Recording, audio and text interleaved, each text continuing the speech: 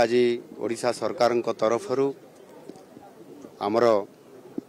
व्यापक भाव में ये अंतर्जातीय योग दिवस को विभिन्न जगार जिला स्तर में सब डिविजनल स्तर में म्युनिसिपालिटी ब्लॉक स्तर में यहाँ व्यापक भाव में आयोजन करा सहित आज मु निजे ये आमर कलिंग स्टाडियम प्रीमिसेस भितर आज यहाँ आम आयोजन करूँ निजे उपस्थित रही ए कार्यक्रम रे सामिल होइछु। एथिरे आमर क्रीड़ा मंत्री सूर्यवंशी सुरेश समेत मुख्य शासन सचिव एवं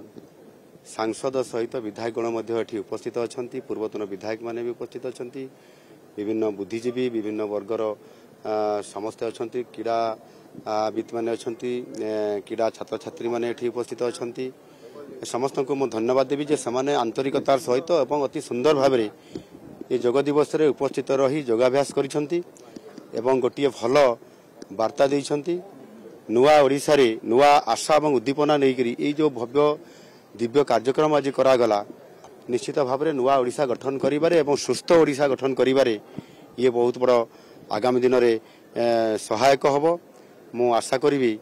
जे ये जो योग निज शरीर सुस्थ पाई एवं समाज पाई ये जो गोटे मुख्य प्रसंग विषय ही कि आज आसी ताकू ये वर्ष तमाम या किभली भाव में लोकों पाखक पहुंची पार व्यापक भाव में जनसचेतनता करा आम सरकार सचेतन रहा सहित